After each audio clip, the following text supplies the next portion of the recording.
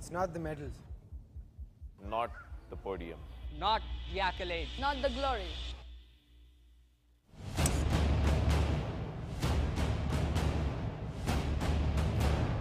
It's my goggles. My racket. My racket. My rifle. My shoes. My train tickets. My plane ticket.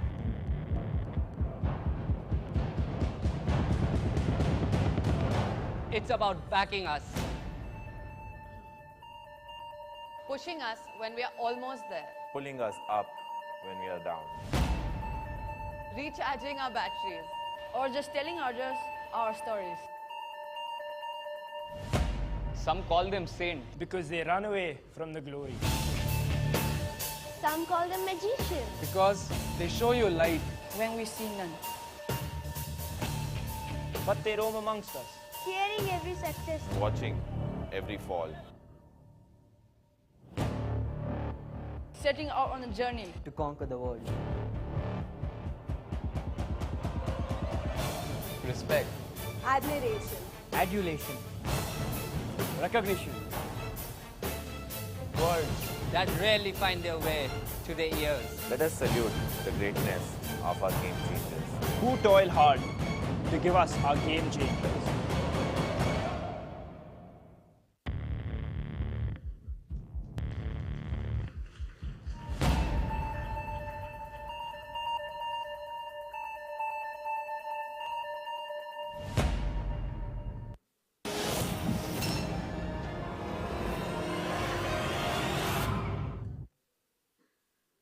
Today, the road races promoted by ProCam have redefined the health, fitness, and giving paradigm in India. This has been possible with the tenacity and passion for sports by two brothers and their larger-than-life vision to make India run. A respected leader in the sports management and events industry, loved for his keen eye and attention to detail. He was India's first elected board member of the Association of International Marathons and Distance Races, the apex body for distance running. It is my pleasure to welcome one half of the dynamic duo who made the impossible dream possible. Joint Managing Director, ProCam International, Vivek Singh.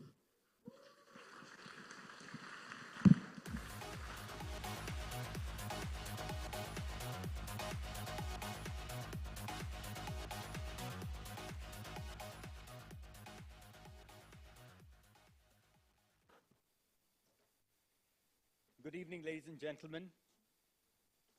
On behalf of my brother Anil and the entire team at ProCam International, welcome to the landmark 15th edition of the TCS World 10K Bengaluru.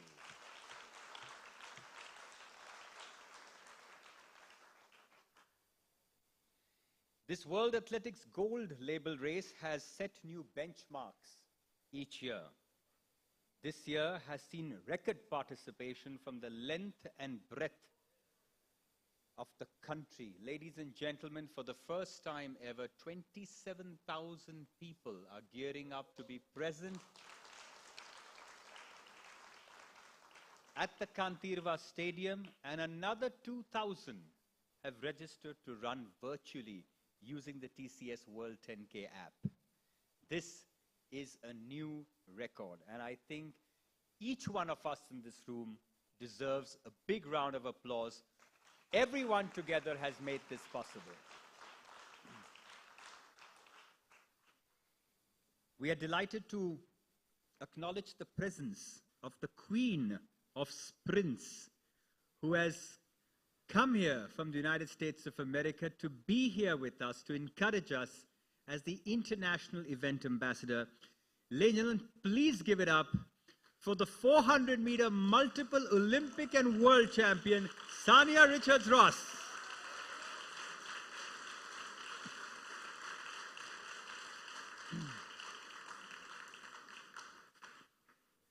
This is not just about running and adrenaline and fun and, you know, we celebrate on Sunday and then we go home.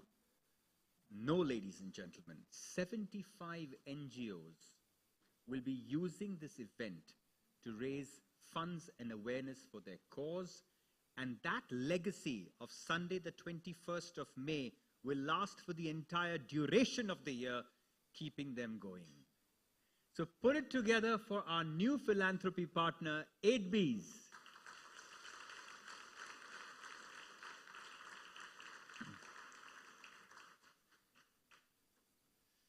None of this is possible without the rock-solid support that we receive from the government of Karnataka. Dr. Shalini Rajneesh is expected here. We hope she joins us. There's lots happening for her, so I don't blame her if she doesn't. But the person who actually welcomed us here with open arms when we came here in 2008, not knowing what much to do, is still here with us as our friend. She's Sudhakar Rao, the former Chief Secretary, Government of Karnataka.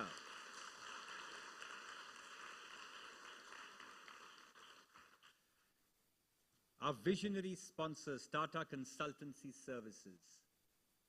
They are, in so many ways, the corporate pride of India. Today, they have invested in society in a multitude of ways, and it gives me great pleasure to say that the largest, most significant sponsor of world running today is Tata Consultancy Services. Sunil Deshpande is here, very much with us in the audience. He heads TCS Bangalore, Karnataka, and much, much more. Sunil, thank you so much, and to your wonderful team. IDFC First Bank, they have achieved the impossible. In 6 or 7 short years, what they have done, the standards of transparency, ethics, inclusion that they have set, I don't think any financial institution anywhere has ever managed to do. So IDFC First Bank, thank you for being with us on this journey. It means a lot to us.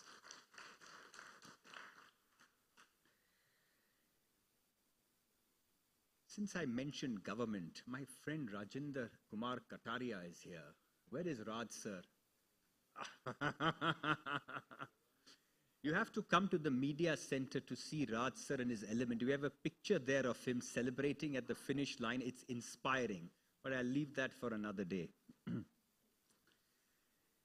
Ladies and gentlemen, beyond the finish line is a very special evening. Tonight, we are showcasing formidable women who have transcended the world of sport.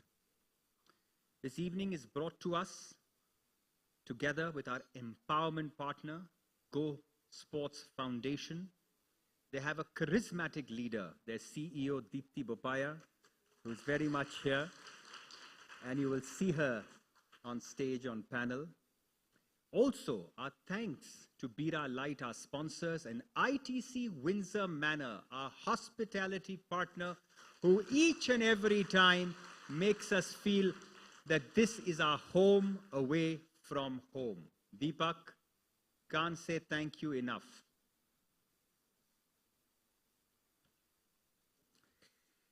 Tonight is hosted by noted commentator, writer, and sports journalist, the inimitable Sharda Ogra. Sharda has been a sports journalist for over 3 decades, a pioneer. In her own right, she has carved a place for women in a male-dominated industry of sports journalism.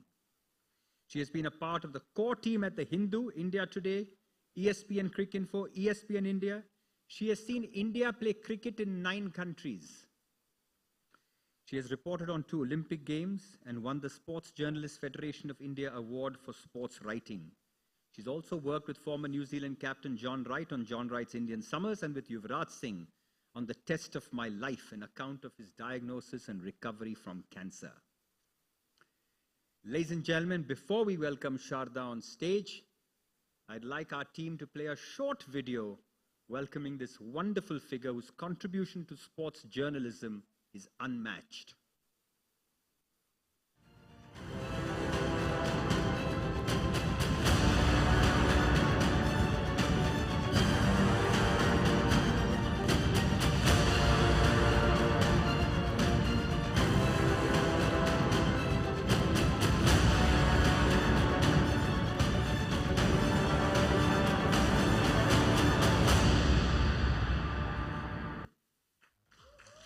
Please give a huge Bengaluru welcome to your host for the evening, Sharda Ugra.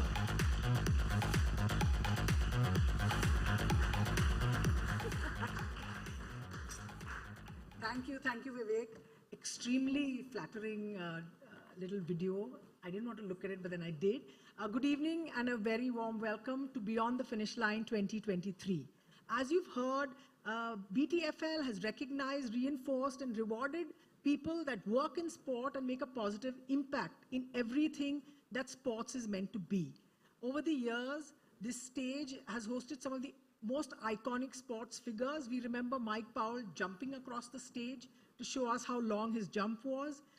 Carl Lewis, Justin Gatlin, Paula Radcliffe, Karnam Malleshwari, Julian Goswami. This is a special edition of BTFL because it is about women and the women that are there in our lives as athletes.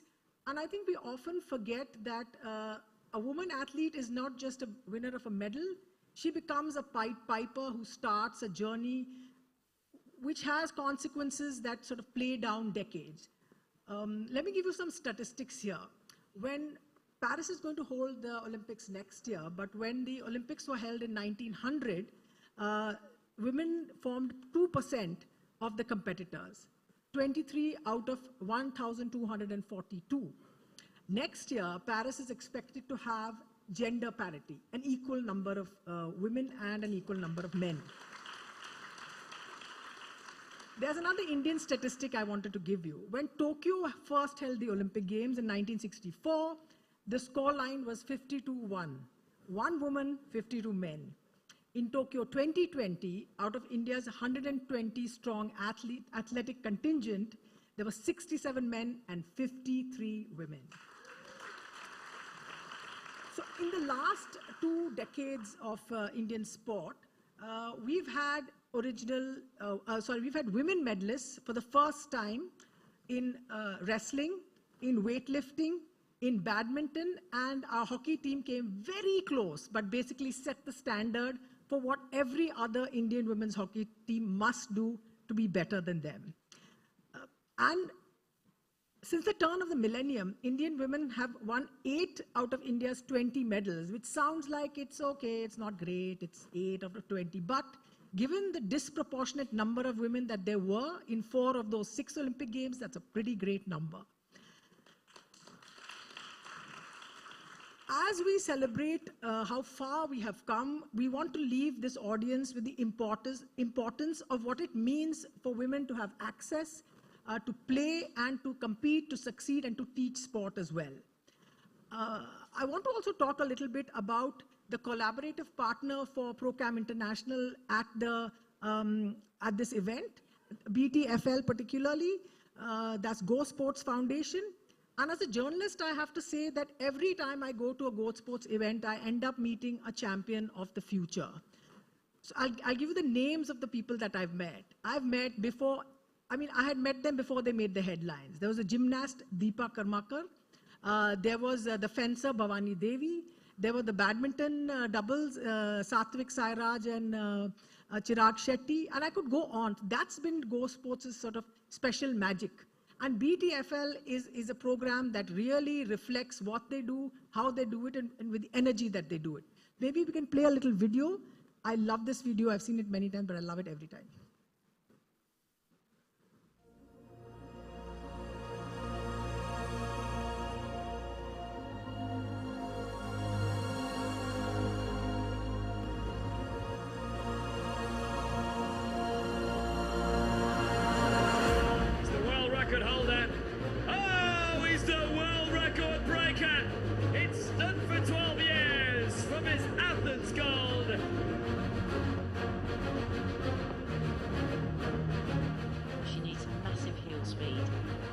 Up and over, 1, 2.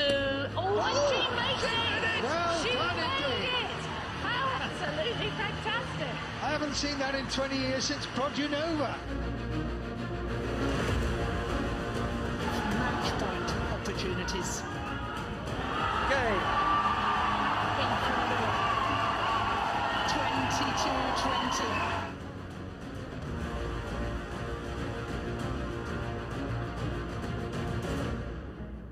Go Sports Foundation has been at the forefront of change. They have not only supported many of our top players from an early age, but are also actively building knowledge, strengthening institutions and adding structure to Indian sport. Such comprehensive approaches are essential if we are to bring about enduring and lasting change.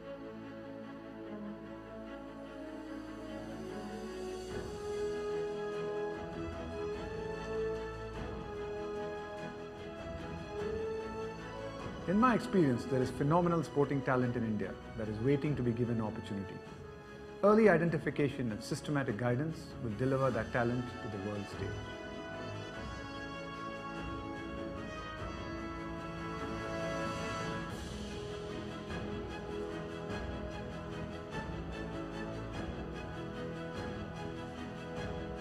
The team at Go Sports Foundation shares my vision of supporting deserving athletes. I'm very happy to be working with them on the Athlete Mentorship Program. The Go Sports Foundation programs have my full support.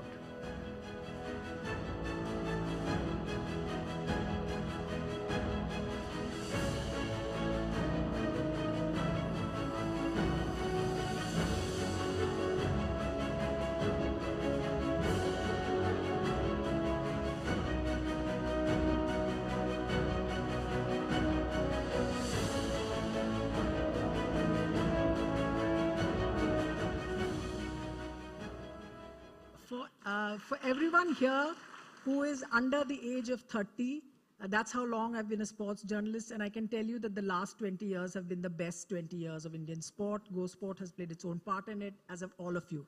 Now let's come to the most fun part, the part that I like as a journalist, is asking questions and chatting with athletes. So we're going to kickstart our panel discussion with a group of women who are absolute trailblazers in everything they do, they've done, and they want to do. Our first panelist is a true pioneer in Indian motorsports. Her string of accolades in the sport have earned her a reputation as a force to be reckoned with. Let's find out a little about her.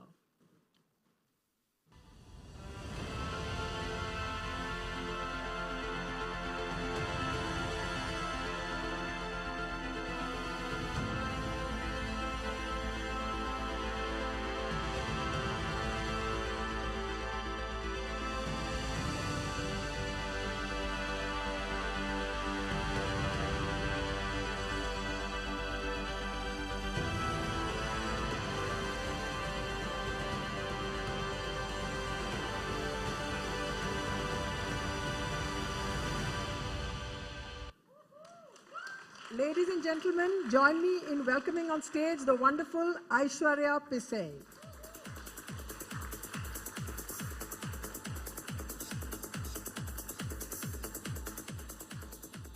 Up next, we have quite a remarkable young para-athlete who has made great strides.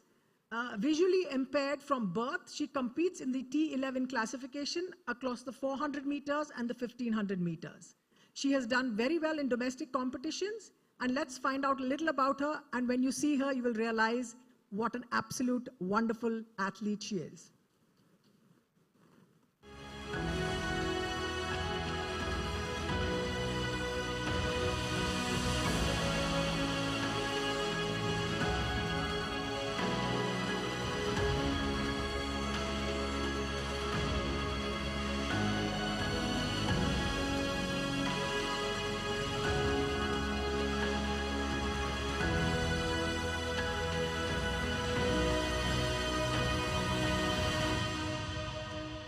Big round of applause for the incredible, inspiring Rakshita Raju.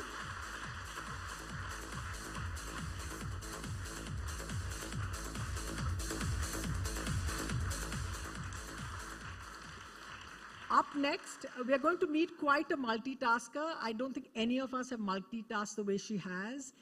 This is a cricketer, a bowler of sort of mean pace, a batter, and also a squadron leader in the Indian Air Force. Let's find out a little bit more.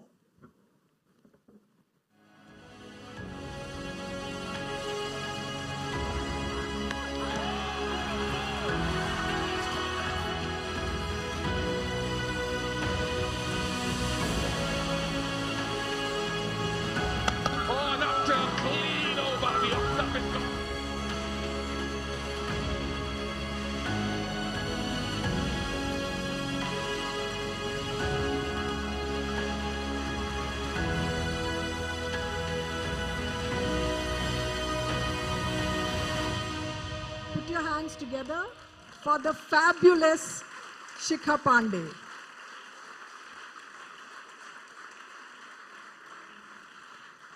And finally, we are going to complete this dazzling panel with an iconic captain, leader, and legend of Indian sports. Let's take a look at her career.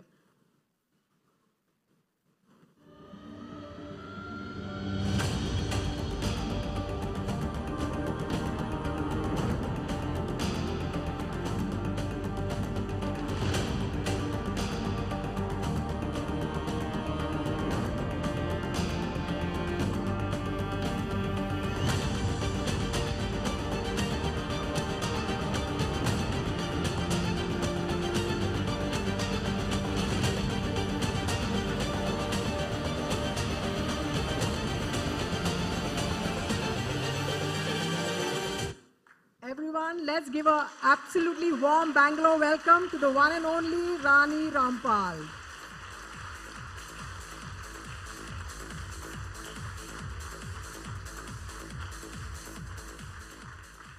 I now get to do what I love to do, which is sit and chat with athletes. Excuse me if I start to ignore the audience. Wave if I'm not paying attention to any of you. Maybe we'll all get a mic. That's your mic, Rakshita? Yeah, just have the mic on. I'm going to start with Aishwarya, who schooled me today properly in the afternoon, and she said, "Are you going to call me a biker?" I said, I think so. She said, "No, I'm a professional motorcycle racer." So I said, "Sorry, I stand corrected. I stand corrected.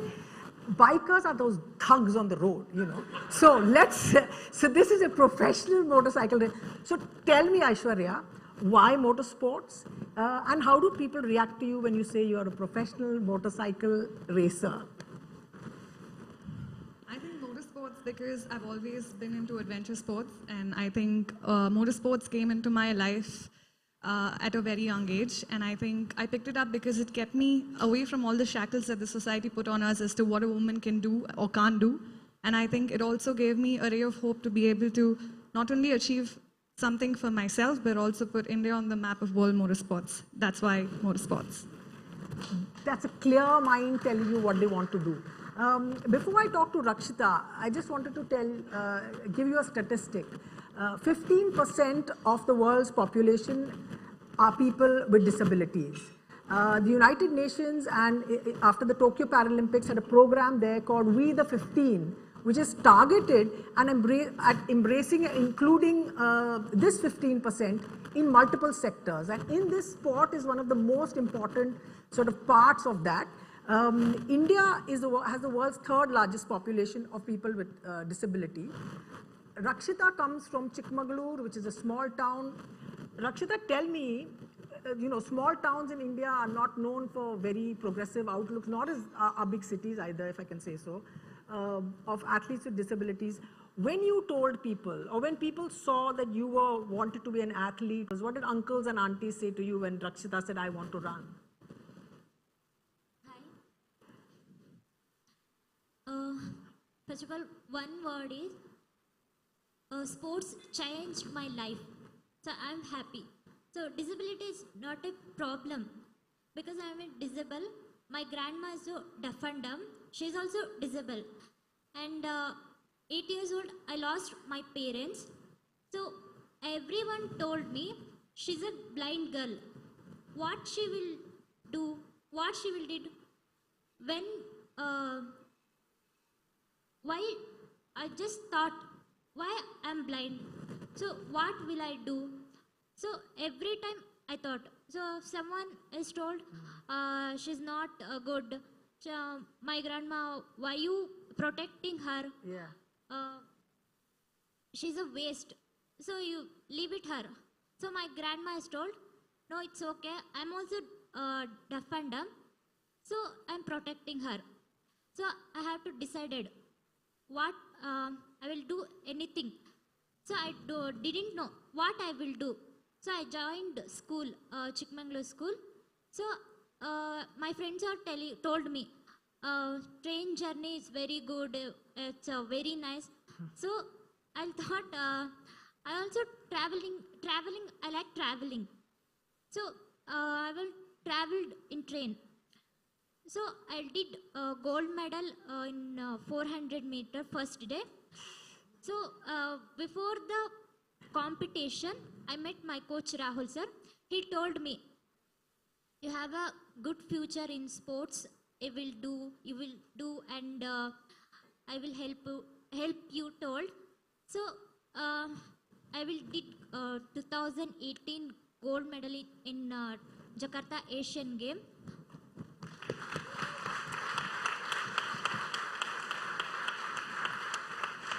And Rahul sir is here. Rahul sir is with you. He's here. Yeah. Rahul sir is not in. Rahul sir didn't come with you in the audience. Yeah, He's come. He's there. with me. Yeah. Rahul sir and Yeah, another Rahul- coach Soumya ma'am. Rahul and Soumya have come with Rakshita. So round of applause to them as well. That's Soumya. Yeah. Yeah. So when I was did gold medal, I don't know what is the sport, what is the Asian game, what is the Olympic. I didn't know. So I have to. When I did gold medal, I decided, and lot of effort and encourage. I want encouraging and supporting. So Go Sport. I needed sponsoring. So Go Sports will helping me, sponsoring, supporting, encouraging. It's lot of thinking. It's encouraging me. So I'm very happy and thankful to Go Sports. Now I'm qualified to the 2022 Para Asian Game. Superb. Superb. All the applauses for you, Rakshita. Shikha, you've had such an unusual career and such an unusual sort of, like I said, multitasker. Tell us what that life has been like. The Air Force and cricket and fast bowling and the rest of it. I guess my life has been entwined. I wouldn't be the person I am today if it wasn't for the Air Force. I got commissioned as an air traffic control officer in 2012 and I debuted for India in 2014. So I wouldn't be here if Air Force, which literally bent rules for me, Air Force Sports Control Board, because I was the first and the only women officer of the Indian Air Force to be representing India, and they did everything possible for me. So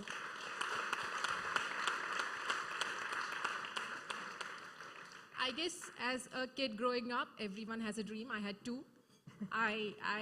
The schools that I studied in, Kendra Vidyalayas, most of them were in defense setup. So I had seen a lot of officers and also like a 5-year-old kid growing up, cricket. Cricket is something that you would want to play.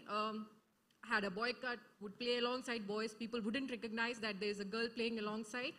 And so I had two dreams, and I would say that I was very, very lucky. I didn't have Go Sports Foundation, but I had the support that I got from my family growing up, my parents and my sister, and also then the organization that I worked for, the Indian Air Force, and in between the lecturers, I've done engineering. So people actually thought that I was mad. I was trying to pick up a professional degree, and I actually started playing cricket. People don't really know when I was 18. So whenever I meet a young 10-year-old kid, I tell them I'm very envious because they have a 8-year head start over me. So, like I said, I've been very lucky and fortunate to be here. I was able to don the uniform, and I'm a proud owner of the blue jersey as well. So all the hard work that I put in, there's so much more to be done. World Cup for sure. The under-19s have shown us the way. But yes, that's my story, and I've been really lucky to be where I am today, and the dream is still there. Didn't all of you love her face when you saw on the video of her real, like her game face? It was just fantastic. All of us loved it. So happy we were able to play it in the video. I can see Sanya is saying, yes, I see the face, I recognize it. Rani, talking about you, your life, your story has been told. Your achievements are enormous. There must have been pillars in your life without which you would not have been able to reach where you have. Who are those pillars? Tell us who supported you. Who was that story? Who help women athletes push ahead when they need help, when they need support, when they need encouragement? First of all, I would like to thank Go Sports for giving us this opportunity, and I am feeling really honored to sit with these amazing women who did wonders and who are doing wonders in their own fields. Yes, I think in my career it was really difficult journey so far till here, and but yeah, my mentor was always my coach. The Sardar Baldev Singh. He is basically from Punjab, and he's still with me. Like he's not here, but he's always in my heart, and he always support me. Still, he support me. Because where I come from, you can't even imagine that the girl will play hockey and that girl will lead the Indian team. At least I couldn't imagine that time, when I was 7 years old. Especially what he did for the women's, it's really amazing. And where he did, like in a rural area, it was really difficult for him to start a women's hockey academy, because where he started, that was a Punjabi school where every woman is compulsory to have a dupatta on their head. So imagine if you have to start an academy for women's there, where you have to play in shorts and in t-shirts. So how difficult it is for him. So when he requested the management of the school there that, we should start something, or we should start some Olympic sport here, so players can represent in Olympic Games for India. So management was like, no, it is not possible here. It's a girls' school, so it is not possible here. So then he's like, but he's very much, want to do something for women's sports, because he always believes that everyone thinks about the men's sport, but not about the women's, especially in Haryana at that time. So he started there, but I think I am really grateful to him, whatever I am today, just because of him. The second mentor was always, parents, because you need a family who support you in everything. I think that was my family, my father and mother, because it was really difficult to start playing sport in Haryana 20 years back, when you ask parents that, I want to play sport, but they are like, no, you are a girl child. It is not possible for you to go out of the house and play sport.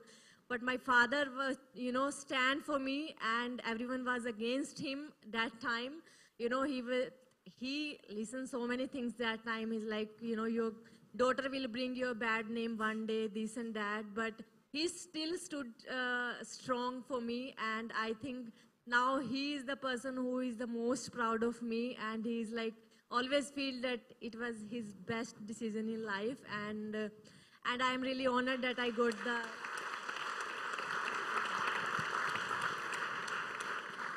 I'm honored that I got the opportunity to wear that Indian jersey.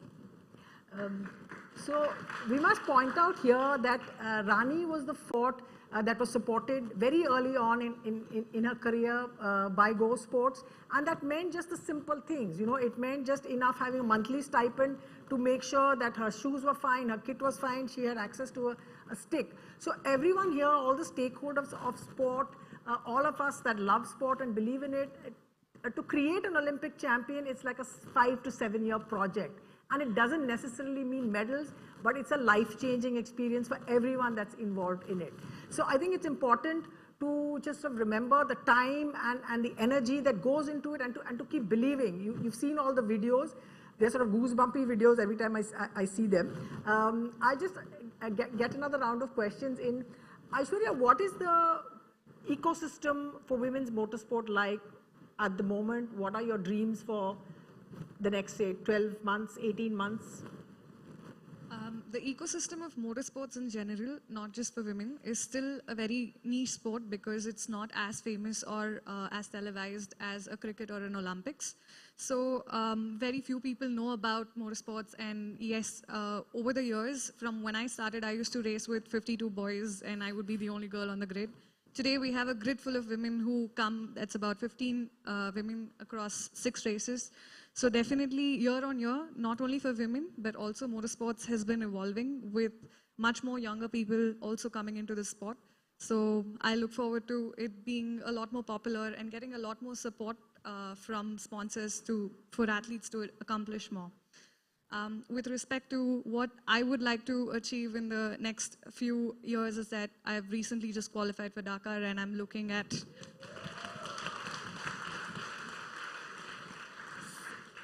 Thank you. And I'm looking forward to preparing for it and being able to finish that race in the best possible way and create more milestones for myself, not only nationally, but also internationally.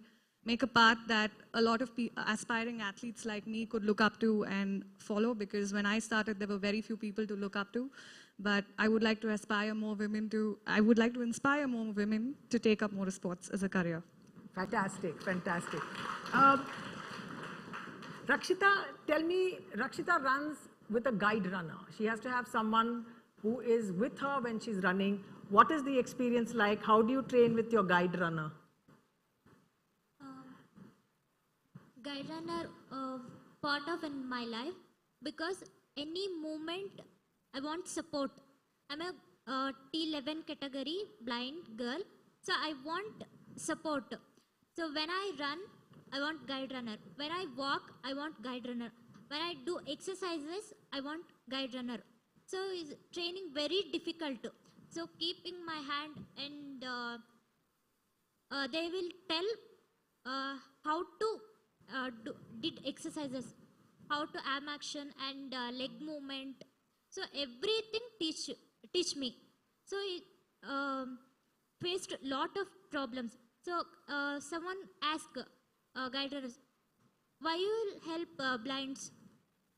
What blind will do? You waste of times and waste of monies.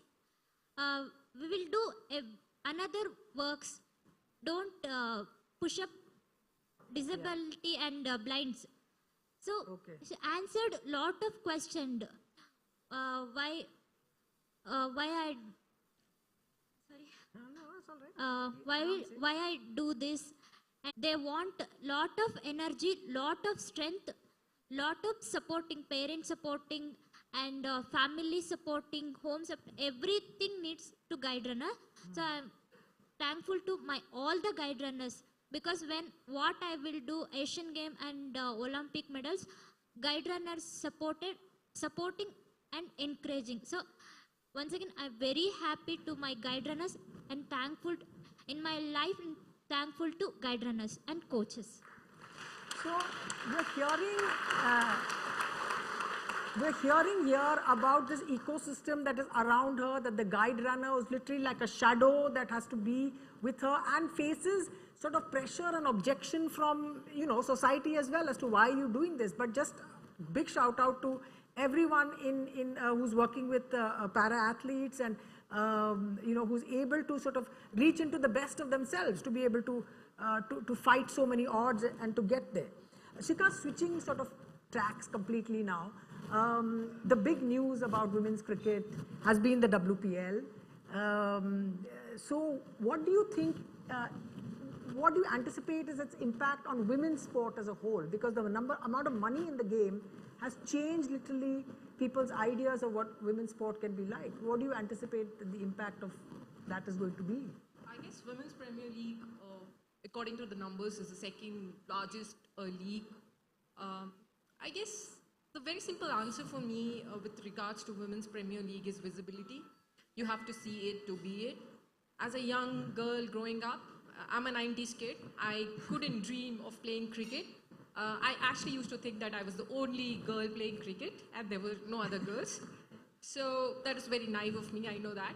But then now I've had so many friends who had to leave cricket once they got to that age of 24, 25 because they were pushed into probably marriage or wanting to take up a job, taking cricket liable for them. But now when I see Women's Premier League, you play a whole month of international cricket or international standard of cricket with the financials involved. A 5-year-old young girl or a kid for that matter is watching the sport sitting with their parents. And I can't imagine a 5-year-old kid 20 years back raising their hand up and saying, I want to take up cricket professionally, a girl. So now I think that's possible. It's possible for them to dream big, and it's also possible for the parents to actually support them in living that dream of theirs, because there is money involved and there are so many employment options with Women's Premier League. So I think that's a huge plus with Women's Premier League coming into the picture. So, but what happened at the Tokyo 2020 Olympics when our women reached the hockey team was just pure emotion. Rani, I want to ask you how much we cried. All of us. I mean, there are people in this audience who say they cried for days when after your medal match. How did the team cope? How do you manage to get out of this absolute emotional, pit that we could get out of? How did you pull yourself out of it? I mean, there's a video of, the team is crying, they're speaking with the Prime Minister, and Rani is just stoic. Her face is just there, and she's answering, and she's just holding on like this, which is answering. How did you even get out of that? I think you're gonna make me cry again now. It was really difficult, because in life you get very less opportunity like this when you play the Olympic semi-final and you lose the semi-final, then you play for the bronze medal game, and then again you lost just by one goal, and it's really heartbreaking, if I can say. It was difficult because, as you said, when people said to me all the time when we came back that when you guys were crying, we were also crying. So I think what you asked, Shikha, what change in women's sport, that change I saw in women's sport. Like, I was like, I never seen people cried for a women's team when they lost or when they lose the bronze medal game. It was difficult, especially when Prime Minister encouraged us, and he said, you guys didn't lose, you guys actually win the heart of people, and we're still proud of you. People of India still proud of you. And then we get little bit of motivation that, Prime Minister is saying this, then it means we did something good. And especially when we came back to India, people respected us and give the same honor which they gave to the, I think, Olympic gold medalist Neeraj Chopra. So that was special actually, and those things when wherever you go, everyone was like, my daughter wants to play hockey and this girl wants to play hockey, and people are saying that, we wake up 6 o'clock in the morning because we want to watch the women's hockey when you guys beat Australia. And I'm like, people never seen a 6 o'clock game of hockey rather than cricket, of men especially, if I can say. But that is a change. And then we thought, okay, in Rio Olympics 2016, we finished 12th out of 12th, but now we finished 4th. So we did a good progress, and in 2024, I think it's a good time for women's team to finish on the podium because they deserve it.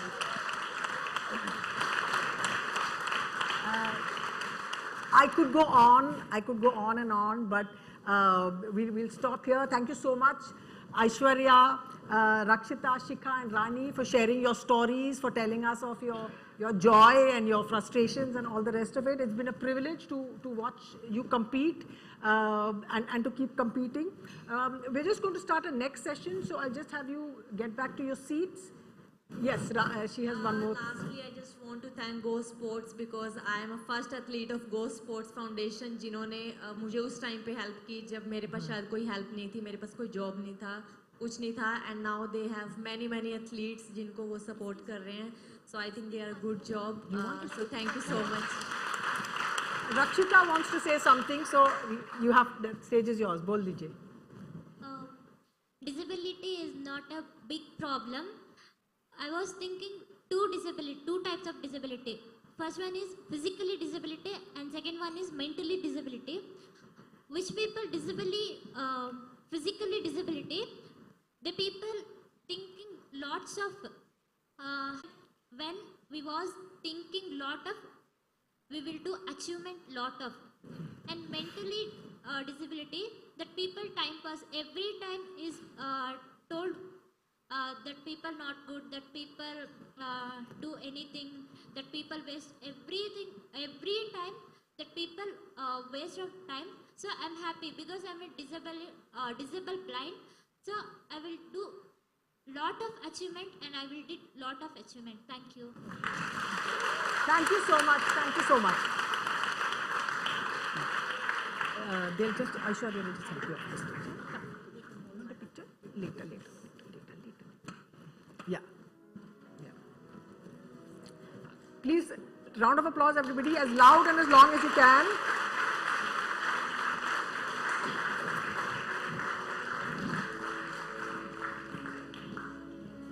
I'm going to be sitting here for a bit. We are on the eve of the TCS World 10K, and there are several women in the audience, a little bit secretly sitting quietly in the background, who will be playing a major part on Sunday. These are the pacers. Maybe we can see exactly who they are and what they're going to do, and we'll acknowledge them.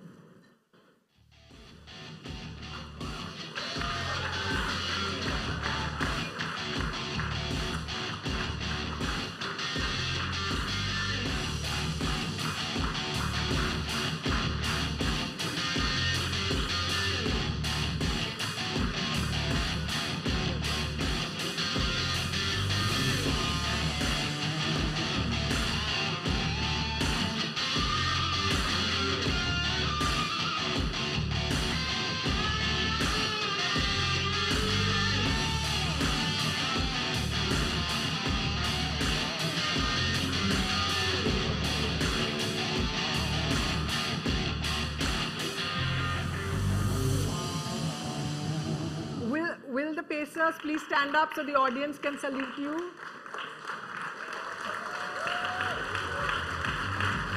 Thank you very much, ladies. I wish you all a great race. We'll just move on now to our next. I have to point out that since 2018, all the pacers at the TCS World 10K have been women. So there we go again. Yeah. I'll just go on to the next set, the next panelists that are there. These are basically the entourage. These are the behind-the-scenes people. Just like it takes a village to raise a child, it takes an entourage to raise a champion.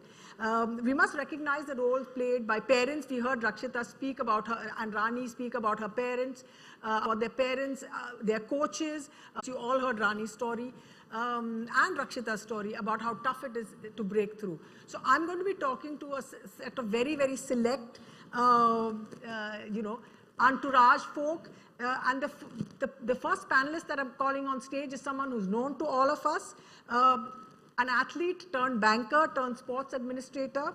She's currently CEO of the Go Sports Foundation and member of Mission Olympic Cell from TOPS. So let's learn a little bit more about her story.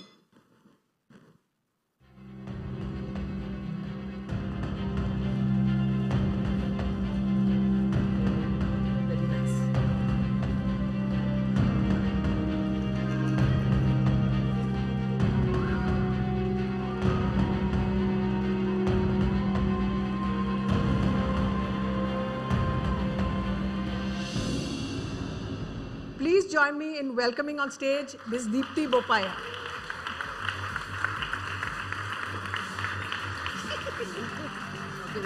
Rahul is here.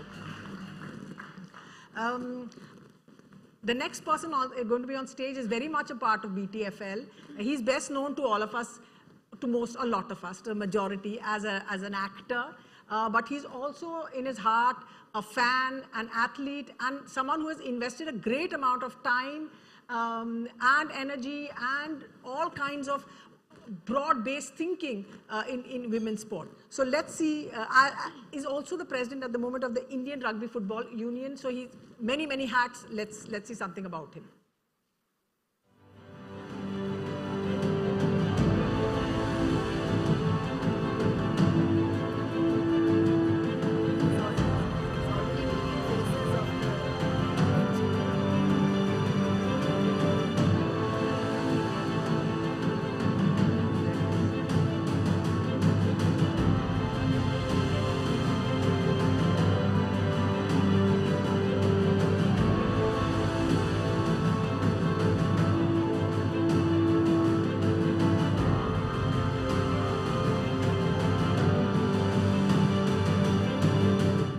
Rahul Bose, welcome home. Rahul does this much better than I do. He's a complete pro.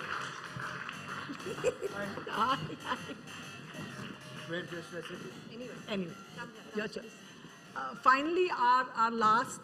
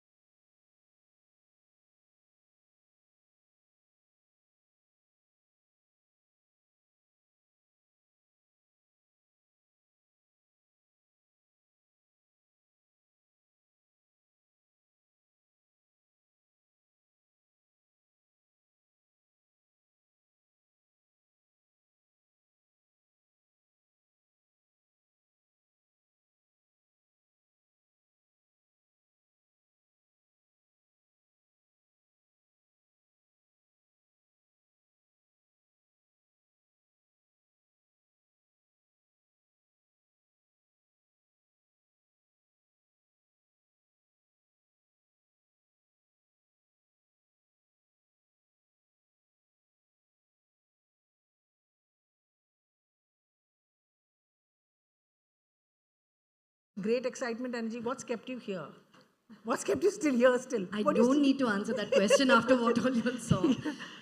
But first of all, very good evening to everyone. A big shout out, I think, to Anil Singh and Vivek Singh, for giving us this platform every single year, 4 times in the year, across all the runs. I don't think so many people would know about us if not for them. So thank you, and to the entire program team.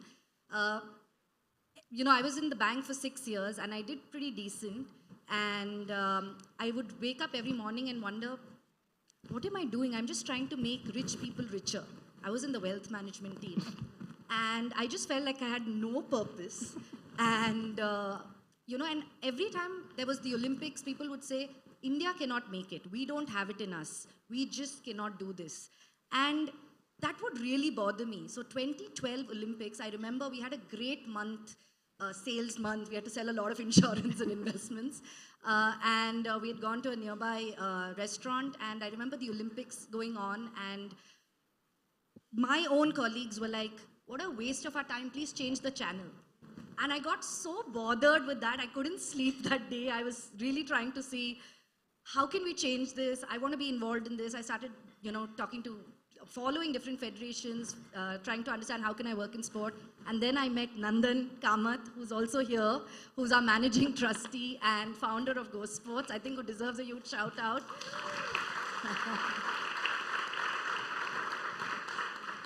And, just hearing their vision and, getting the opportunity to work with them was so amazing that I decided to move. And I get to work, live, breathe with these amazing athletes from when they're 13, 14, right up to them becoming champions. So I have a super job. Rahul, I just wanted to, ask you about the fact that you have this foundation. You're supporting young women and girls for many years through HEAL, as well as through your foundation. So can you share the stories of what you've learned about how these women come through this experience, how sport works for them? I don't think the two are related. One foundation is to do with, through education, trying to equalize development in parts of the country that aren't, whatever that's supposed to mean. And the other one is about child sexual abuse. I'm not going to relate the two, Sharda. Sure. The temptation is there, but there is no relation. I think the relationship goes further back. I started my foundation 17 years ago with my preoccupation with gender. Started when I was at home. My mom was Punjabi and Maharashtrian. Pretty lethal combination. It's an Indian thing. And my dad was Bengali. So you can imagine who won the battles at home. And my mom never entered the kitchen. My dad cooked. And my mom drank, smoked, and worked. And when I used to go to my friends' houses and their mothers would be in the kitchen, I would ask, what's wrong with your dad? Why is he sitting here? Is he suffering? Or why is he reading a newspaper? I mean, has he been punished? My mom wanted me to box and play rugby. She literally kicked me out of the house, wanting me to join boarding school, which I didn't. My dad made me wear a cap so I wouldn't get dark playing cricket. So, from there onwards, sorry Nisha, I'll just take 2 more minutes. From there on, because I know it's your turn next, from there onwards, I was like, okay, this is the way the world is slightly warped, and we have to correct it. Super. I am not mansplaining to correct it. I'm just going to participate in this correction. Today there's a whole continuum of gender, and I'm again participating in this correction. So when it came to actually the Indian Rugby Football Union, there was already, way before my time, embedded in that sport the most magnificent gender equality. Our nationals were being played on the same ground, at the same time, with the same food and the same amenities, even a question to be asked, etc., etc. So there was already that. But there's always more to do. There's always more to do. So we've just formulated a new HR policy. And of course, there's a 6 months, leave for either it's an adoption or it's an IVF or it doesn't matter what the gender is, but if there are 2 people who want to look after a young, very young child, then 6 months one of the spouses gets, and the other gets also 6 weeks. Because the reality in India is that you just can't say, tata, bye-bye, you have a child, now I'm going to work. You can't get somebody in to help in the house. For 6 to 8 weeks, you need to be there. Otherwise, if it's marriage, then it's going to be in trouble. So all of that, so the things we've begun to put in, debated menstrual leave, lots of women said, no, we don't want it. Some said, why not? Some said, it's actually an issue. We said, you guys decide. Three members out of 9 on the board are women. And I remember one board member saying to me that there aren't enough women in rugby. You're really wanting to take that person onto the board? And I said, listen, that argument is fallacious. The first time this happens, you'll crib about the quality of that representation. But not the second and third and fourth time. It'll happen just once, if it has to happen at all. And then automatically, a lot of women will say, hey, there's space on this place. I'm getting up there. I can do this. I can do this. So I think all of that, I think the lens through which I look at sport is different. And I'm constantly looking at my movies. Try this one day. Try watching a movie as just a person, and then try watching a movie through the lens of gender. And something called the Bechdel test. Do you know what it is? Anyone? It's the test where are there 2 women on screen not talking about a man who controls the plot, but just talking between themselves and furthering the narrative. And it's called the Bechdel test. And you don't have to know about that. Watch a movie through the eyes of gender, and you see how that movie suddenly appears to be problematic in so many ways. So I'm not trying to be woke to the point of being stupid, but I think there's definitely many, many, many stages before that end point, which people have loved to criticize. I'm definitely woke and I'm proud of it. I'm listening to Rahul, not as Rahul Bose, but as president of the Rugby India, and I'm saying, why aren't there enough of you in the rest of Indian sport? I have been told this is not my journalist. There's a ban on short, ugly men in sport. I took the last spot. So I've been told this is not your journalist hat. No journalist hat. Don't be mean to everybody. Be nice. So I'm trying to be nice, but there ain't that many. For rugby, this absolutely super macho sport, to have policies like this is just, our brains will fry. When I come back, I'll tell you about one story that happened on the corner of Bengal and Sikkim. When I come, if she ever gives me a chance. Nisha, it is odd, it's not heard of for an elite female athlete to transition into coaching, and knowing all that you know about Indian sport, how come you went back to it into coaching? Yeah, that's a good question. My own grandmom told me when I started swimming, she said, but you'll get really tanned, you'll get really dark, and who would marry you? I'm married to a very sweet, very fair Bengali man, and I don't think he cares. And when I go abroad, I should have worn a cap. No, but to tell you, I'll just keep it brief. I had a very traumatic near-drowning experience when I was young, and went for my first swimming class the old-fashioned way, where they chucked you into the pool, into the deep end, and expected you to learn. And I was petrified. I almost quit. And my dad said, Nisha, Millet, I paid 100 rupees for these classes. Get your butt back in the pool. So that was how my journey was. And because my dad took that extra effort to teach me, I got into a sport that ultimately led me to the Olympics, right? And I fell in love with the water. So when I quit swimming, there's supposedly this big void that athletes feel.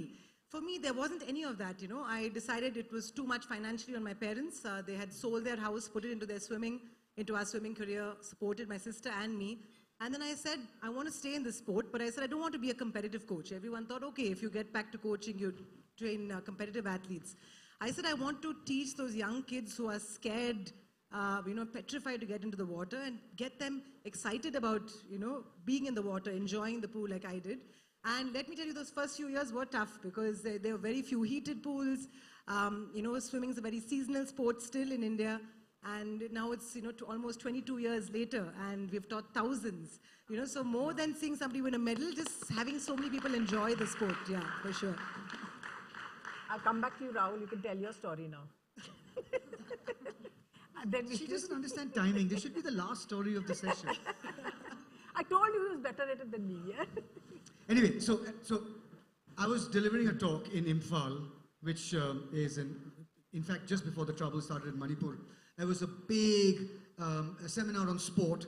The Honorable Union Minister of Sport, Mr. Anurag Thakur, the Secretary of Sport, Sujata Chaturvedi ji, DG Sport, everybody was there, including from the states. So, and I had an 11-minute presentation. Everybody had been given 11 minutes for some reason. You never question why.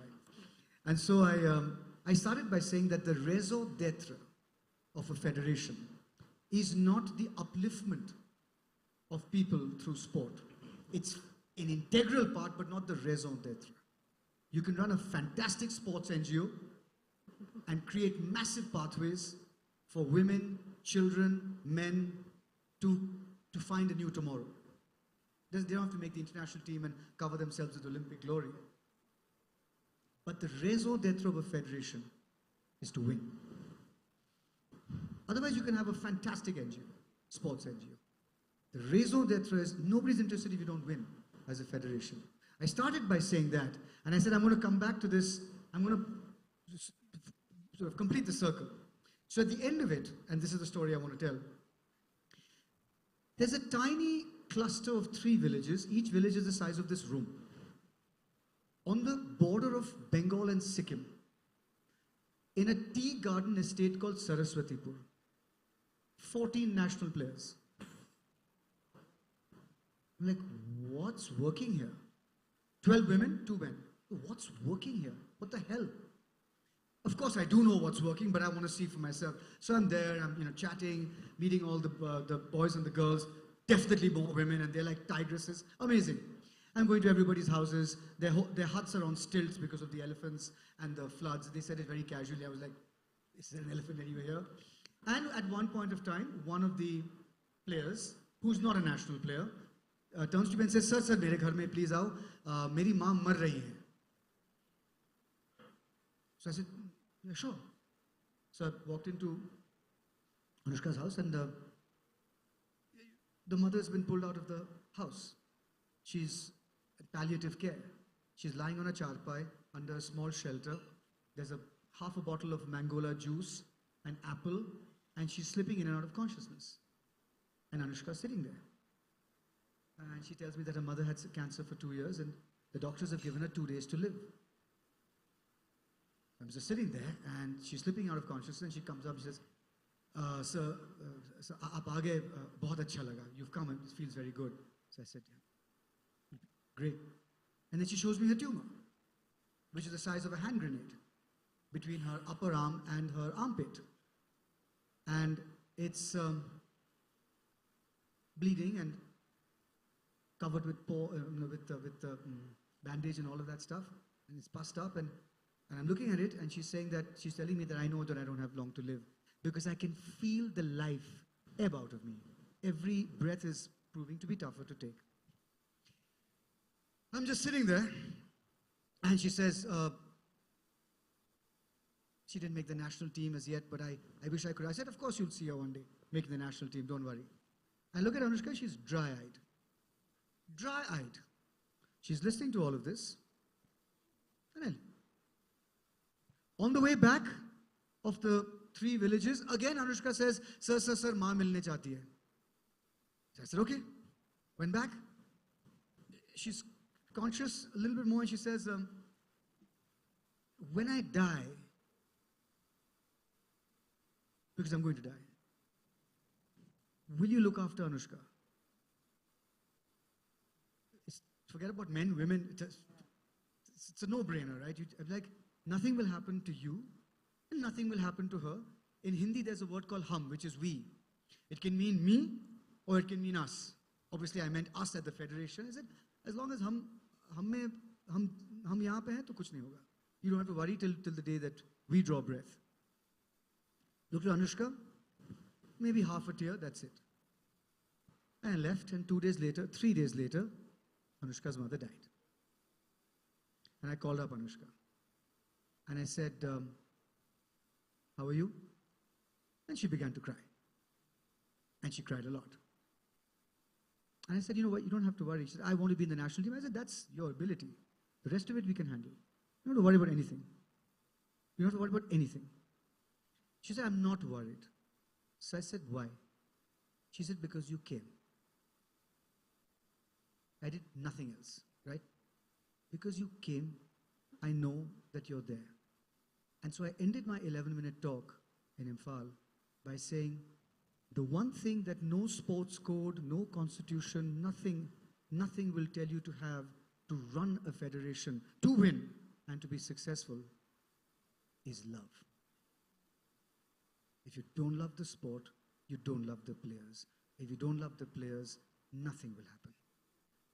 Nothing will happen. And that's the only fuel that will move you through. Forget about the federation, through life. For me at least. Some people it's power, some people it's wealth, some people it's glamour, some people it's anger. For me it's love. And if you don't, nobody tells you about it, but if you feel that love, and Anushka that day, through me, not because of me, through me, felt it. So tomorrow, Nisha, when any girl comes up to her and says, I'm thinking, should I play soccer? Should I play rugby? Should I play basketball? She's going to say, play rugby. Because they're good people. Was that funny? Was that funny? Did I say something wrong? No, it's unheard of in federation language. Oh, that's why you laughed. I was wondering, damn it, I missed out on a comic moment. Is there something here that I didn't? Yeah, so, that's all. That's finally every single, today we've been wrestling with a massive decision in the federation. And I keep saying, what's the decision that will send out the message that we care? That's it. I really should have waited for the story at the end, but you see, we journalists want the story fast. Story de do. Give us the story, bhai. We are here for story. Okay. Very quickly, because I know we're all waiting for Sanya Richards Ross, who is sheer royalty sitting in front of us. I'll start from... So, Deepti, I'm going to ask this to all of you. Not to me, but I'm finished. You're finished, okay. I have nothing more to say. There's a limit to my test. So listen, you're president of Rugby Federation, boss, right up there. All the bright ideas will come from that side. What's the one change you want for Indian sport and the one thing that you would want to remain the same? I think the one change, and we talked about it the other day, is we need to have more passionate athletes who love the sport heading federations. That's very, very clear. And, somebody like me, people called me and said, why don't you try and get onto the IOA? I'm also part of the Sports Authority of India, and I've done a grand total of nothing. So being at the top in these federations just isn't working right now. I know Ashwini and Reeth have been trying to get into the Karnataka Athletic Association for so many years and still have not been able to do that. So I wish we have more athletes who are passionate running federations, like an Adil Sumariwala coming to the Athletics Federation. Why we got Neeraj Chopra winning a gold medal. And what I'd like to remain the same, I think, is the fact that right now we have so many female athletes that are inspiring a generation of athletes, and I can see the focus slowly shifting away from cricket. I couldn't be happier. I'm sorry to all the cricket lovers out here, but unless you have a lot more attention, women are still very much, we want to I said female cricket, I'm talking about the men's cricket team. I said, if you had an IPL match and the Olympics on the same day, how many of you would watch the Olympics? Show of hands. Oh, very nice. Pretty good. This is a good change. This is a great change. Yeah. For the first time, if you ask somebody, do you know who Neeraj Chopra? You won't see that blank look on their face. Or a Rani Rampal. So even my kids are reading a book about the top Indian sporting women. Not talking about, with no disrespect, a Virat Kohli or a Sachin Tendulkar, right? So we have such strong women. So it's a proud moment to see even the pacers here are female athletes. And to see so many female Olympians, national champions, state medalists getting back into the sport, starting their own academies, becoming sports administrators, quitting their jobs like they did, getting back in.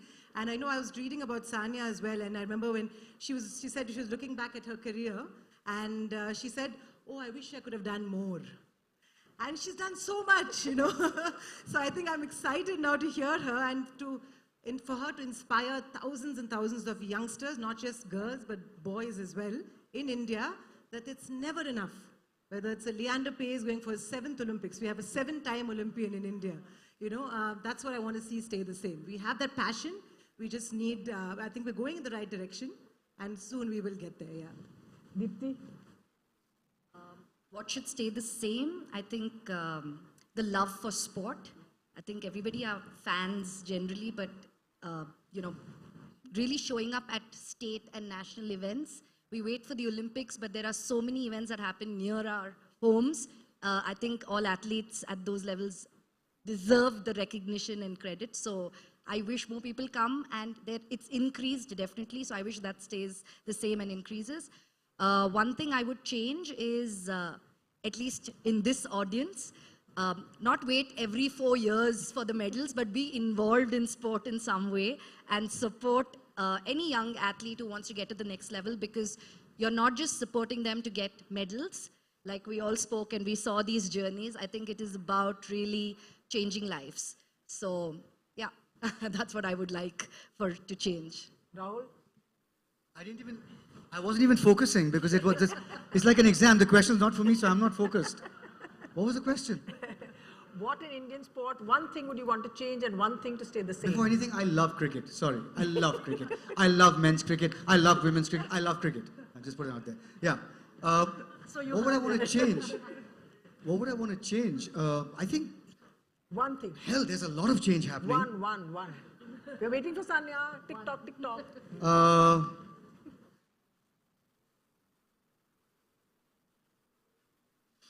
No, I mean, at this point in time, I can't give you a sharp, concise answer because I don't have one. I didn't come prepared. But thank you so much. Thank you, Rahul, for that great story. Dipti, Nisha, thanks so much. Please do return to you. They're the engine of sports. They keep it going. Can I just invite you without introduction? Absolutely. Sanya, Richards, Ross. And you have to sit in the center. No. You have to.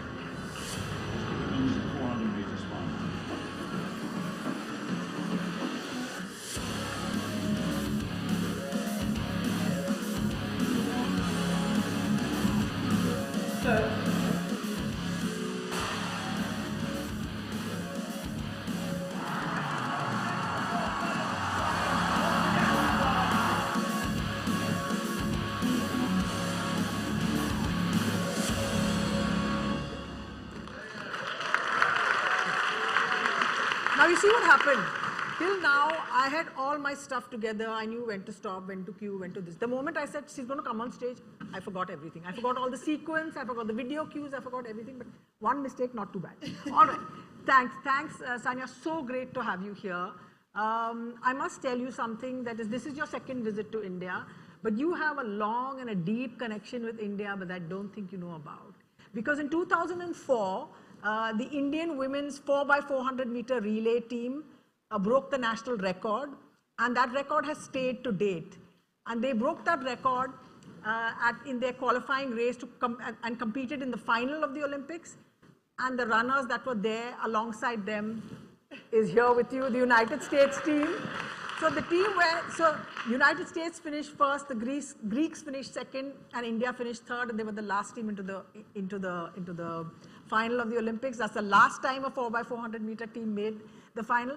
But Sanya, the 400 meter is called the death race. It's called the race that requires you to have the heart of a warrior and all the rest of it. Just explain to them, because the nerd in me is just dying to read out statistics, but you're here, so tell them why is it so awful and so fantastic, and did you go to the race or did the race come to you? Okay, great discussion. I would be remiss if I didn't just say good evening to everyone. Thank you guys for having me. This has been so incredible. My soul has been enriched by hearing all of your stories. Vivek, thank you so much for all that you do, for inviting me to come to this event. All that Pro Sport has done to really inspire this country to fall in love with running, which has just been phenomenal. Neha, thank you for your hospitality, for bringing me in, and just everyone who I've encountered. Sunil, when I came today to TCS, it was fabulous. So I have just had the best time so far in Bengaluru, and I'm so excited for the race on Sunday. Thank you all so much.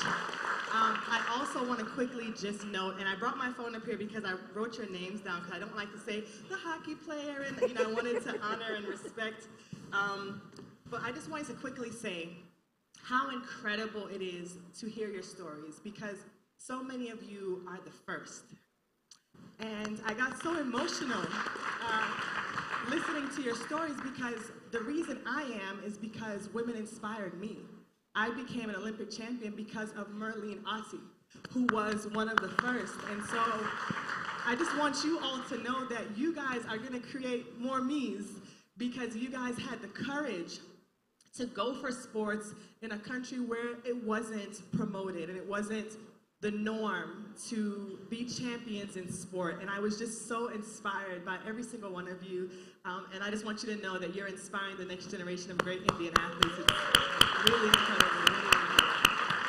I know, I don't know why I've been so emotional. I've been crying the whole time listening to all of you, so forgive me. All right, let's get to the 400.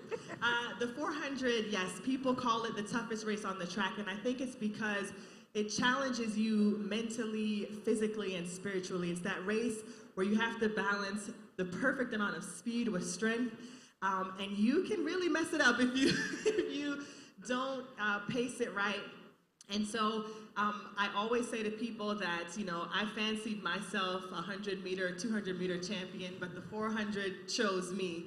But I'm so grateful that it did because obviously it brought me a ton of success, taught me a lot of life lessons, and I couldn't be happier to have represented Team USA and to have won the gold in the 400 and multiple on the 4x4 relay. So there's a stat here. I'm so happy I could come out with the stat. Sanya has run the 400 49 times under 50 seconds, which is, calculation, 100 meters in 12.5 and under. So just think about that. And non-stop. It's not like you stop. You're just going all the time. And they say that the human, you can run your fastest at about 175 meters, and then lactic acid and your oxygen and everything starts to go, and the rest of it is guts and training and Sanya things, you know. So whatever it is, yeah. So the other thing, we were chatting about about the relay and how excited. I cannot tell you how much I cheered. I cheered for the team that won that race in Athens, but I also cheered for the Indian girls because the Greek girls lost their shoes, so we finished 7th and not 8th, so it was fantastic. They say about the relay that you actually run faster in a relay than you run in an individual race. Is that true? Why is that? What happens? It is true. I don't know what the phenomenon is about when you have that baton in your hand, why it is that athletes traditionally will run up to a second faster than they do in the open event. I think there's a lot of psychology that goes into it, but I also feel that it's because you're also running for your team. You know, there's one thing to step on the track, to be in the lane by yourself, and to be competing for that individual medal. But it's another feeling when you walk out onto that track with 3 other women who you respect so much for how hard they've worked as well to be champions, and you're representing your country and you know how much it means. I think that also a lot of times propels athletes to running their best races. And when you see your teammate calling you in that final 100 meters, when the race gets its toughest, I think is what really puts you in that zone. But yeah, there's certainly a phenomenon that I think we all can kind of appreciate, which I think comes with representing your team, representing your country, that really pulls the best out of you. So you've had an astonishing career. This is a program about like celebrating women in sport. So this doesn't happen to the guys, but when women are competing in high performance elite sport, they're also fighting the body clock. So what happens? What do you talk to women about it? What are the challenges that they face? What would you say if someone came to you? What was your experience if you want to share? Whatever. Sure. Obviously, being a woman in sport presents a lot of issues that our male counterparts don't have to deal with. And in my own career, I had a difficult situation in 2008 where I found out right before I was headed to Beijing that, and I wrote about this in my book, and I still struggle sometimes sharing the story, but I think it's important for us to share our toughest moments, because a lot of times people think that the road to gold is paved in gold, and it's not. It's very difficult, and sometimes life gets a little bit gray. And so before Beijing, I found out I was pregnant, and right before I got on the plane, I had an abortion. And for me, it was a very difficult decision because as a Christian woman, I never thought I would ever have an abortion. And so I struggled. And I think now a lot of us are aware of how important the mental aspect is to physical performance. in 2008, and before that, it wasn't a topic of conversation. I had an abortion, never told my coach, never told my dad, got right back on the track and kept training and preparing. And not to mention what it did to my body, it was more what it did to my mental and my spiritual. And I remember being in Beijing and not feeling worthy of being an Olympic champion. And I think that's largely in part because we don't have the tough conversations, right? This was all in secret. And so I was dealing with the weight of my disappointment and my decision all by myself. And I don't like to frame it as though I feel like I gave away the gold, because I certainly feel that Christina Rugu ran a great race on that night and deserved to be the champion. But I certainly stood on that line and didn't feel worthy of being a champion. And that was a real tough struggle for me, because obviously my now husband, it was my husband and I who both became pregnant, and I'm dealing with this, and he's still playing football and progressing and not having to deal with, you know, all of the mental woes that come with that challenge for a woman. And so I'm kind of all over the place, because it's, like I say, it's always kind of tough for us to talk about it. But what I think is important for us to take away from that is that women need different accommodations. We need to have the tough conversations, and especially as women who have had the experiences, we need to share our stories. You know, you see now so many women who have children and come back to the track. That wasn't a thing before in 2008. It was either you're going to compete or you're going to become a mom, and you're going to start a family. And this is even in the United States, which Absolutely. is, you know, absolutely top of the line sports country. Absolutely. And so now it's really great to see women embracing that you can be both. If you want to start a family, you can start a family, get back to the track. We see Shelly Ann Fraser-Price, Serena Williams, so many women, that Allison Felix have gone on to do great things after becoming a mom. But before then, there was no conversation around it, and my dream my entire life was to be an Olympic champion. And when I thought that was slipping away, you know, I wanted to hold on to that dream so much. And so, yes, it's a very difficult decision and a very difficult journey for women. And my hope is that we can continue to support women so that they can make the best choices for themselves and for their families. They don't feel like they're on a clock. They can make choices based on what they want to do and still feel confident about it. And, you know, I'm very grateful that I had the love and support around me after that to still be able to come back and in 2012 run into my destiny and win Olympic gold. So thank you for sharing. Thank you for sharing. We really appreciate it. So you said it was your life's ambition to be Olympic champion, and then you stepped away. Can you talk about, so Sania is not just Olympic champion, she's an entrepreneur, she's a philanthropist, she's an author, she's a TV star, she does like 500 things. Like I said, you have extra hours in the day that none of us get. What would you say to athletes about transition? How important is it? Yeah. Yes, so I would say that, you know, transitioning from sport can be one of the scariest things for many athletes, because for most of us, we've been doing it all of our lives. I started running when I was 7 years old, and I didn't retire until I was in my 30s.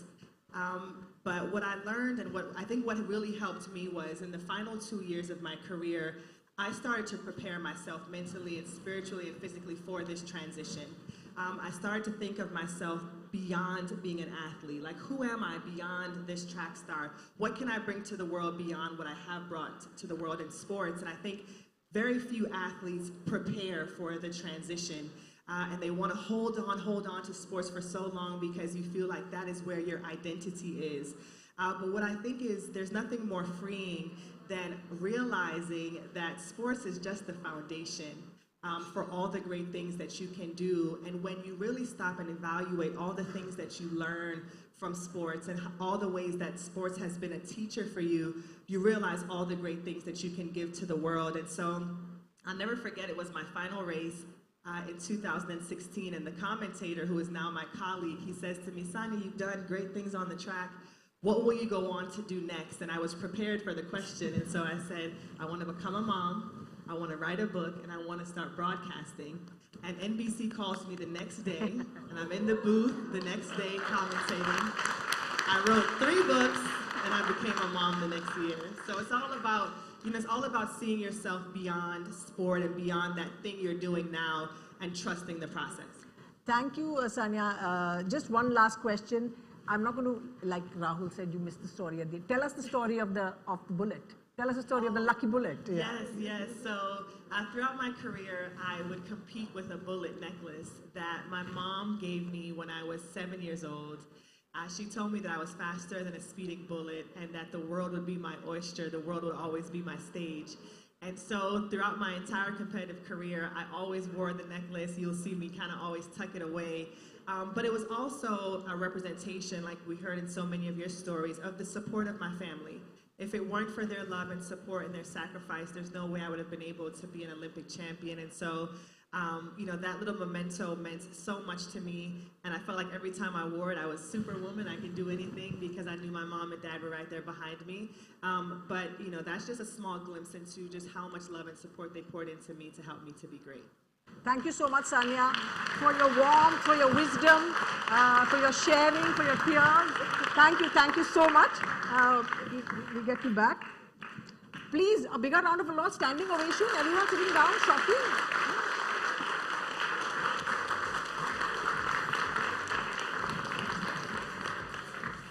Can I now call on stage Mr. Anil Singh, who needs no introduction, and he's actually on a clock. So.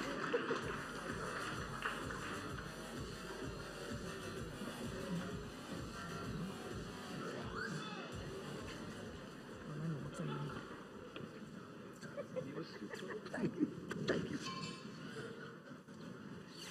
Good evening, everybody, and thank you all for being here.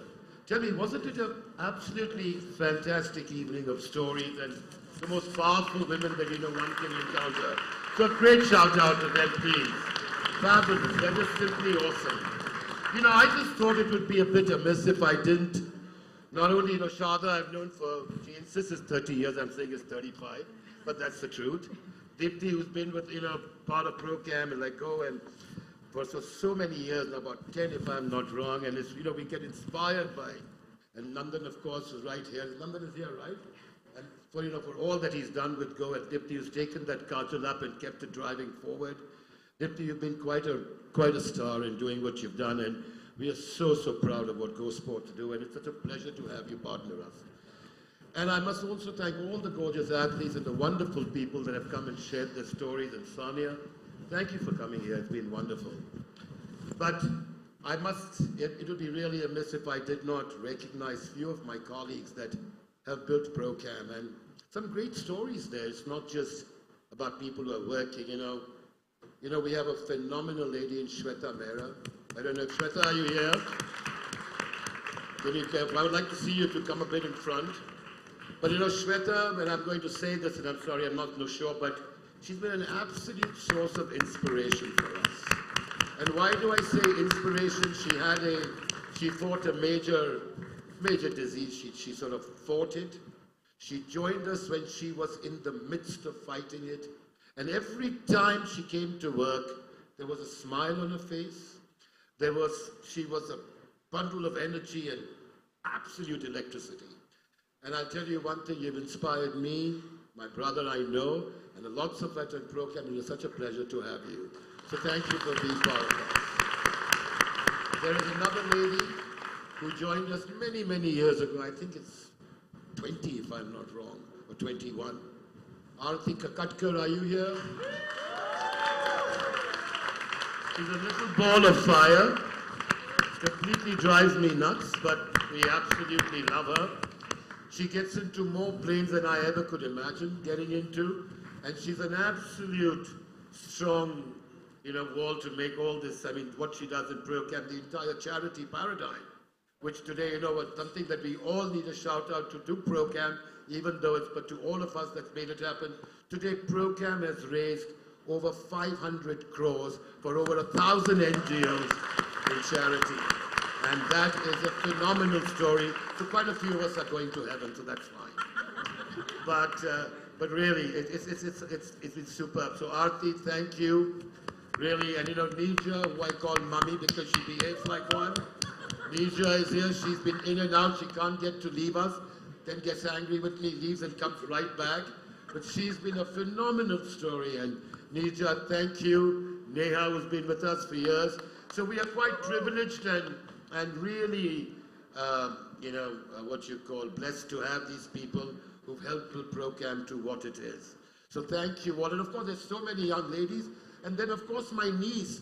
My brother spent half her fortune educating her in America. And I thought, hey, you know what, she'll become some major corporate and we can all retire. She's come and joined ProCam. So now, fingers crossed. I hope things go well. But Ria, it's a pleasure to have you with us. So anyway, it's just been a fantastic evening. I've been truly inspired. These stories are awesome.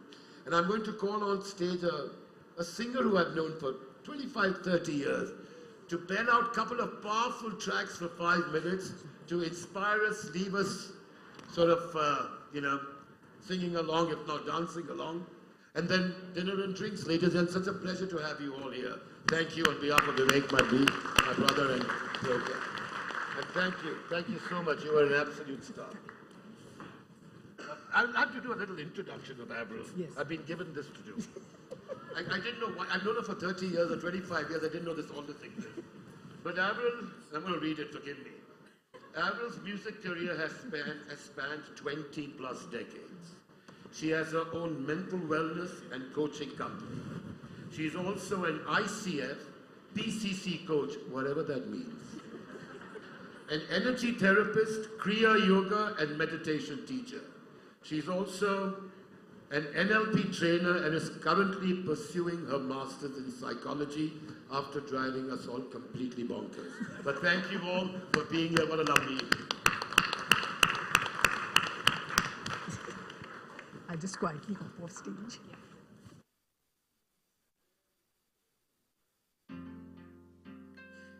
I think we can put the lights down, can we? And can I have a little reverb on my mic? Thank you.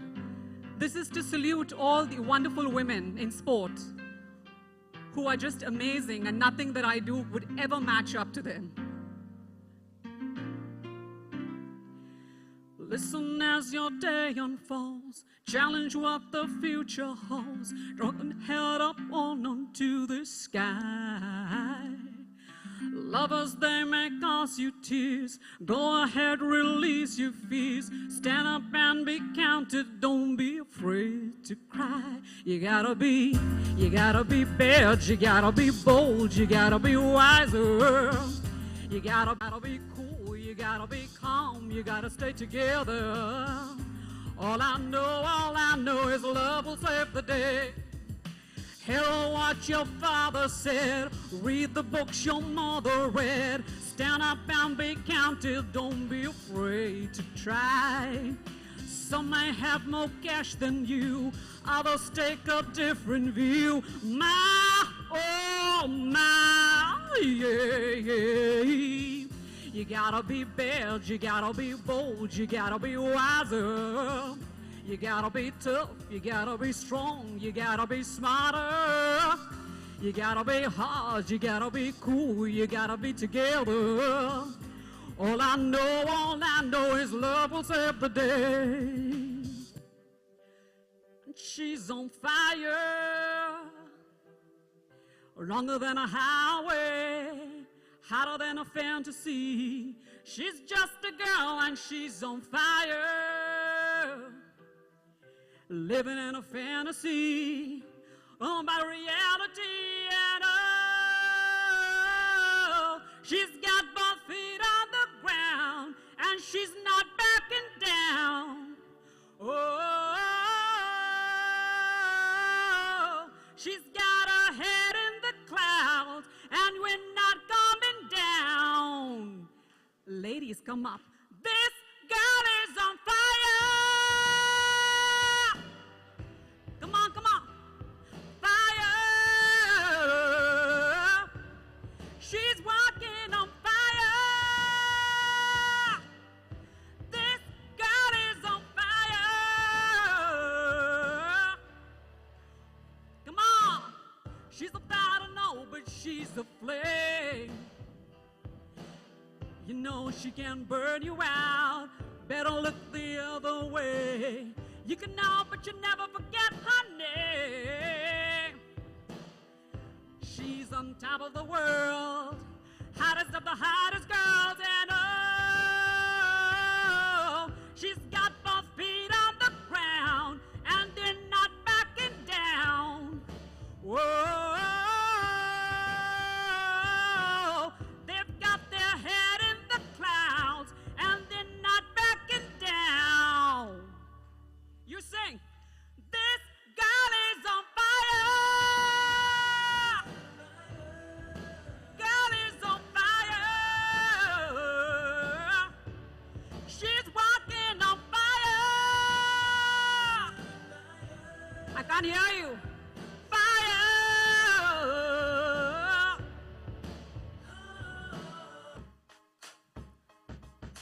Are you gonna roar?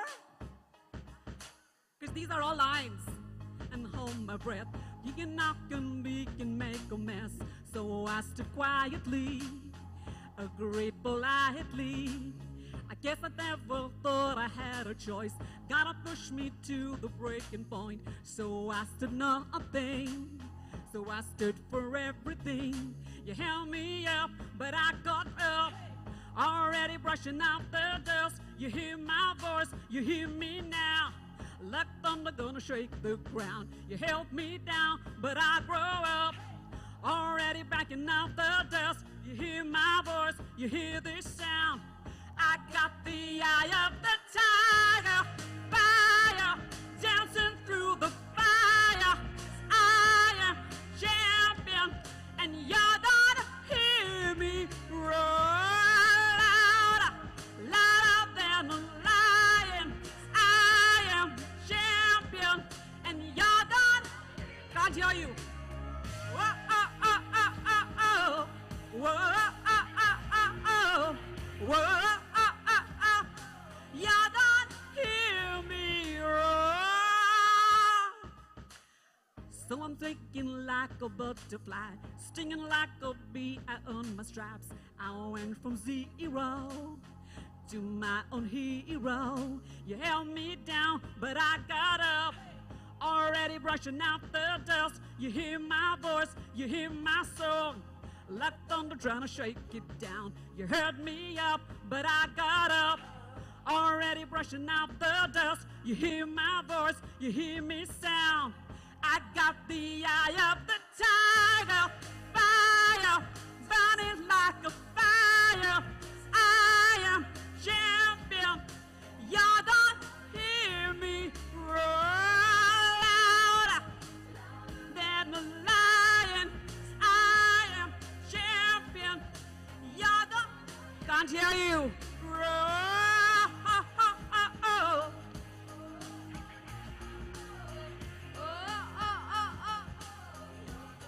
Hear me roar.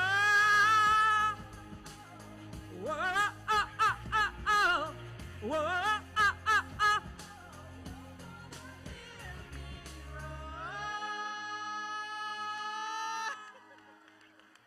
Ladies and gentlemen, I want you to get your proverbial whatever off the seat, because these women are simply magnificent. So get up and put your hands together for these fabulous, fabulous, fabulous women. I salute each and every one of you. You guys, you are inspiration personified.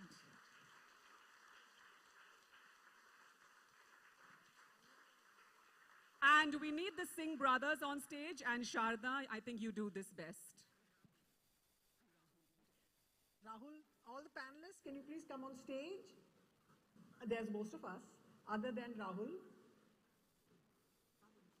And we'd like to invite Mr. Sunil Deshpande, Regional Head of TCS Bengaluru, Ankita Pava, DGM Marketing, B9 Beverages, Narayan TV, Chief Marketing Officer, IDFC First Bank, and Deepak Menezes, General Manager of the terrific host, ITC Windsor. Could you please come on stage? And Nandan Kamath also.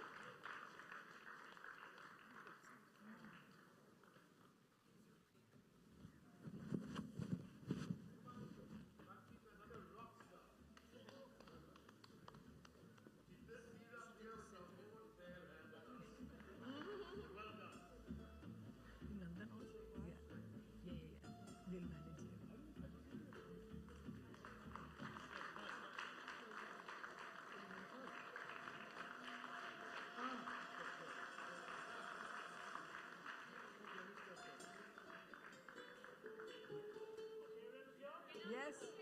Yeah.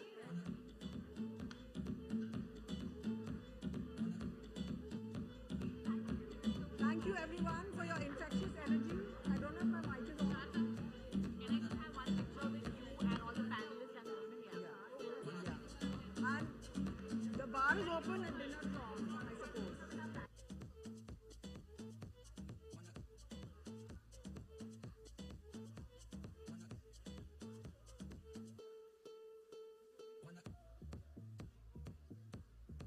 Yeah, the bar is open and dinner is on. Thank you very much for your infectious energy.